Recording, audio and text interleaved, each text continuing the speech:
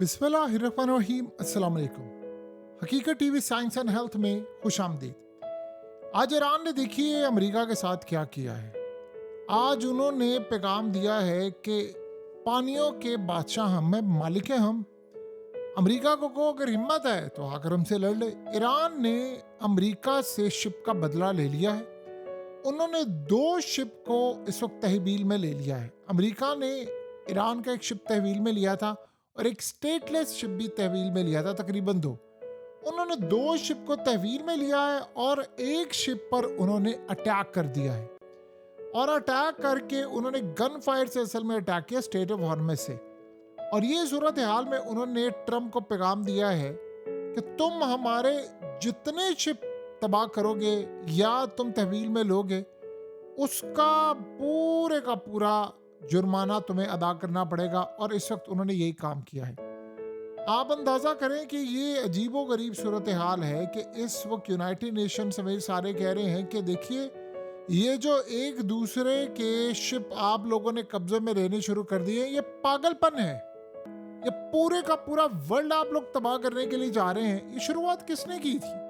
ये जाहिर सी बात है, ये सबसे पहले अमेरिका ने शुरुआत की है इसकी। उन्होंने ईरान का शिप तहवील में लिया, इन्होंने अमेरिका का शिप तहवील में लिया, या उसके बाद दीगर शिप तहवील में लिए। जो भी सूरत हाल है, अब एक बात तो तय हो गई है कि ना अमेरिका के यहाँ शिप जाएंगे, ना कोई स्विट्जरलैंड के जा रहे हैं, ना कोई और मामला हो रहा है। असल बड़ी डेवलपमेंट ये हो रही है कि यूरोप ने फैसला किया है कि हम सब मिलकर अब मामला तय करें। उन्होंने कहा है कि ईरान जंग की वजह से हमारी इकोनॉमी इस वक्त बुरी तरह क्रैश हो रही है। और इतनी बुरी तरह क्रैश हो रही है कि हमारे पास अब एनर्जी क्राइसिस को मैनेज करने के लिए कुछ नहीं है। तो अब वो ये कर रहे हैं कि अब वो एक प्लान बना रहे हैं कि जिसमें हम लोग कोई ऐसा काम कर सके जिससे इकोनॉमिक कोलैप्स, वो कह रहे हैं कि अमेरिका ने तो हमें बर्बाद कर दिया है, तो हम अगर इस जंग में कूदे तो हमें मजीद तबाही होगी। वो ईरान से भी बातचीत करना चाहते हैं। आप सब जानते हैं कि साउथ कोरिया की फॉरेन मिनिस्ट्री के अहम तरीन लोग आज आकर ईरान से मिले हैं और चेहरे पर नागवारी थी, परेशानी थी, खौफ था। उनको समझ नहीं आ पा रही थी कि हमारी इकोनॉमी के साथ क्या हो रहा है। तो उन्होंने तो बातचीत की। उसके बाद अब यूरोप भी ये काम कर रहा है कि वो ईरान से मामला तय करे कि यार आप हमसे मुकमका कर लें। देखिए हो ये रहा है कि ईरान यहाँ से जाने नहीं दे रहा। अगर जाने दे रहा है तो पैसों में, और वो भी उसकी मर्जी है, वो किसको जाने दे किसको नहीं जाने दे। स्टेट ऑफ हॉर्मस से उनकी मर्जी है। तो ये सारे का सारा जो सिनेरियो इस वक्त पैदा हुआ है उसमें अमेरिका ने नेवल ब्लॉकेट की है, वो ईरान की शिप्स के लिए किया। वो अलग बात है कि ईरान इस वक्त 60 से ज्यादा अपने शिप लेकर निकल चुका हुआ है। इनका बाप भी रोक नहीं पा रहा। प्रॉब्लम यहाँ पर आ रही है कि फ्रांस का कोई शिप अगर ईरान की साइड से क्रॉस होकर जाएगा तो अमेरिका तो उसको रोक नहीं पाएगा। और दूसरा, एक तो अमेरिका की नाकाबंदी के हो चुके हुए हैं टुकड़े टुकड़े। ये तो आप अच्छी तरह समझ लें। वो टुकड़े टुकड़े इसलिए हो गए हैं अमेरिका की नाकाबंदी के कि ईरान के 60 के करीब शिप तो यहाँ से चले गए हैं। तो नाकाबंदी आपने क्या खाक करनी है? नाकाबंदी तो आप भूल जाए ना। फिर असल मसला यहाँ पर यह हुआ है कि इस पूरे खेल में अमेरिका जिस लेवल पर जाकर ये काम कर रहा है, वो तो उनको ये बात समझ ही नहीं आ पाई कि हम अब करें तो करें क्या। सो अमेरिका इस पूरे सिनेरियो के अंदर फेल है। यूरोप अब बात करना चाह रहे हैं ईरान से, वो रूस से भी बात करना चाह रहे हैं कि भाई हमारी तो तबाही हो गई है। और देखिए सबसे बड़ा मसला ये है कि इस चक्कर के अंदर अब ईरान को कोई रोक नहीं पा रहा। वो शिप तबाह भी कर रहे हैं, स्ट्राइक भी कर रहे हैं। उन्होंने 2 शिप को तहवील में ले लिया है और उन्होंने अमेरिका को कहा है कि हम इस सारी सूरत हाल के अंदर तुम्हारे साथ लड़ने के लिए तैयार है। अगर हिम्मत है तो शिप छुड़ाने के लिए आ जाओ, अगर इतनी तुम्हारे अंदर हिम्मत है तो। उधर से असल मसला क्या हुआ है कि यूरोप के मामला इतने ज़्यादा ख़राब हो गए हैं कि वो अमेरिका से तंग आ गए हैं कि अब शिप उनके भी ईरान तहवील में ले रहा है, दीगर भी ले रहा है। ऊपर से आप देखिए कि वो जो यूक्रेन वाला मामला था वो खटाई में पड़ गया है। पहले होनी थी यूक्रेन जंग बंद। अब वो पहली तो बात, अमेरिका को अब कोई सालिस मानने को तैयार नहीं। अमेरिका खुद पाकिस्तान के आगे झुका हुआ है, पाकिस्तान के तरले कर रहा है कि खुदारा मुझे ईरान से बचा दे। पाकिस्तान ईरान को कह रहा है, ईरान मुज़ाकरात के लिए आ नहीं रहा। तो वो जो यूक्रेन वाला मामला था वो खटाई में चला गया। वो ज़ेलेंस्की क्या कहता, वो कहता जी हम इंतज़ार नहीं कर सकते। तो ट्रम्प को कह दिया कि भाई मैं वेट नहीं कर सकता कि तुम कह रहे हो पहले ईरान जंग बंद होगी तो फिर उसके बाद होगा। उसने कहा क्या पता, जंग बंद होती है नहीं होती हमें क्या पता, हमारी जंग तो आकर बंद करवाओ ना, को मामला तय करो। असल में हो क्या रहा है कि अमेरिका ने आगे मिसाइल इस्तेमाल करने, वो यूक्रेन को मिसाइल नहीं दे पा रहे। पहली तो बात, अमेरिका भी यूक्रेन को मिसाइल नहीं दे रहा, मिसाइल उन्होंने करने मिडिल ईस्ट के अंदर इस्तेमाल, गल्फ कंट्रीज और हर जगह पर। अब अगर यहाँ पर मिसाइल जाएंगे तो बाकी सूरत हाल क्या होगी? तो फिर यूक्रेन का मामला, उधर रूस धड़ाधड़ उसने को 30% के करीब इलाका जो है वो इस वक्त कब्जे में ले लिया हुआ है। और बाकी ये जो यूक्रेन जिस तरह उसके हाथ से निकला, वो कह रहे हैं ये तो सारा कुछ हाथ से निकल जाएगा, फिर क्या करेंगे? क्योंकि ये बात ज़हन में रखिएगा, एक दफ़ा आप 50% इलाका कैप्चर कर लेते हैं, उसके बाद अगला 50% बहुत जल्दी हो जाता है, चंद हफ्तों महीनों की बात होती है।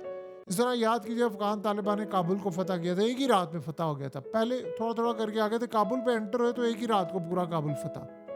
तो इस तरह के मामला तो होते रहते हैं, ऐसी सूरत हाल होती रहती है।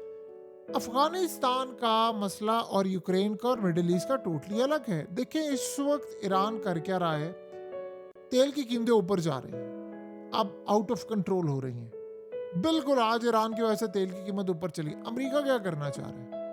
अमेरिका तेल की कीमत गिराना चाहता है। तो अमेरिका के पास ऑप्शन क्या बची है? अमेरिका के पास इस वक्त ऑप्शन ये बची है तेल की कीमत गिराने के लिए कि ट्रंप को स्टेटमेंट दे, लेट से ऐलान कर दे मैं नेवल की ब्लॉकेट खत्म कर रहा हूँ, तेल की कीमतें नीचे आ जाए। इस वक्त गल्फ कंट्रीज, ईरान, पाकिस्तान, तुर्की, सारा वर्ल्ड अमेरिका पर इस वक्त दबाव डाल रहा है कि भाई तो ये तेल की कीमतें नीचे लेकर आ किसी ना किसी तरह, और ये नेवल ब्लॉकेट खत्म करो कि तेल की कीमतें खुद ही आ जाएंगी।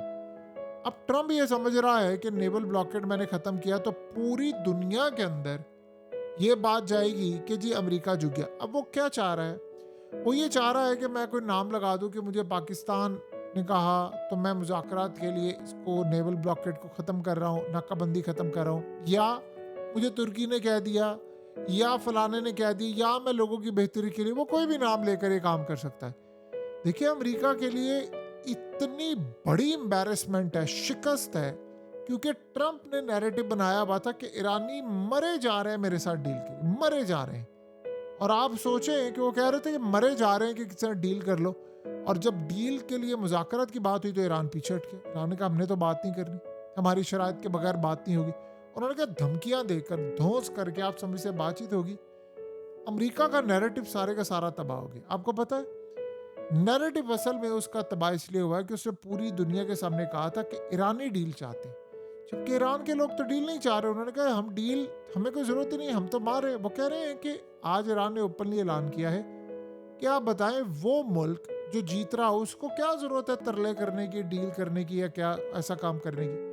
तो ये सारी की सारी सूरत हाल बेसिकली इस वक्त इस तरह चल रही है कि अमेरिका को सबसे ज़्यादा परेशानी का सामना है, उसकी बेइज्जती भी हो रही है, उसका मामला भी खराब हो रहा है, उसकी चीज़ें भी खराब हो रही हैं। तो कुल मिलाकर ये सारे का सारा जो सिनेरियो है वो खराब से खराब तर होता जा रहा है। अमेरिका को ये बात समझ नहीं आ पा रही, हजम ही नहीं उससे हो पा रही कि अब हम आगे क्या लेकर चलें। देखिए सफारतकारी उसकी नाकाम, इतने इतने बड़े सफारतकार, जेडी वेंस, नायब सदर, सारे नाकाम। वो ईरानी मानने को तैयार नहीं, वो कहते हैं मुज़ाकरात की टेबल पर नहीं बैठना। यानी अब आप ये सोचें कि अब एक ही हल है कि मुज़ाकरात हो। बेशक ट्रंप चाहे पाकिस्तान का नाम लगा दे, तुर्की का लगा दे, ईरान किसी का रखे, भाई मैं खत्म कर रहा हूँ नाकाबंदी, आओ मुज़ाकरात की टेबल पर।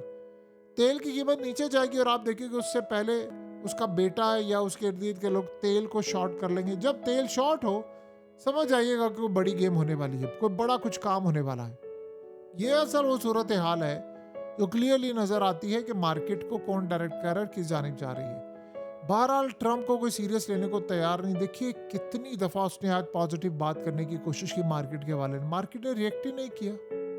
इसकी रीज़न ये है कि जब शेर आया वाली कहानी होती है, उसके बाद लोग आप पर भरोसा करना ही बंद कर देते हैं। लोग आप पर भरोसा भी करना बंद कर देते हैं और उसके बाद लोग आपके लिए कोई काम करने को तैयार नहीं होते। तो ये सबसे बड़ी दास्तान है जो अमेरिका के लिए परेशान कर देने वाली है। अब अमेरिका को बात समझ नहीं आ रही कि ईरान ने हमारे और दीगर ममालिक को गले से पकड़कर अब शिप तहवील में ले लिया, अब हम इसे शिप कैसे छुड़ाएं? वो तो नहीं छुड़ा रहे, और ईरान धड़ल्ले से कह रहा है कि हिम्मत है तो आकर छुड़ा लो। 2 हमारे शिप गए हैं, एक तो ऑफिशियली ईरान का था, दूसरा स्टेटलेस था, यानी ईरान का हो या किसी का भी हो, वो शैडो फ्लीट होता है जिसको छुप के कहते हैं, कि वो बगैर किसी कंट्री का बताए वो तेल लेकर जा रहे थे, उसको पकड़ा है। तो उन्होंने भी 2 शिप पकड़ ली। उन्होंने कहा ठीक है, अगर ऐसी सूरत हाल है तो फिर ऐसे ही से। किन बेवकूफ़ों ने कहा था स्टेट ऑफ आर्मी से शिप लेकर जाए ईरान की मर्जी के बगैर। ईरान ने यहाँ तक कहा कि भैया आपको ले जाने की इजाज़त ले और साथ पैसा भी अदा करे, और मिलियंस ऑफ डॉलर्स। उसके बगैर तो कहानी अधूरी ही है, अधूरी ही रहेगी। हकीकत टीवी साइंस एंड हेल्थ की इस वीडियो के नीचे कमेंट ज़रूर कीजिए, अपनी राय का इजहार ज़रूर करें, और इस वीडियो को हर जगह शेयर करते हुए चैनल को सब्सक्राइब ज़रूर करें।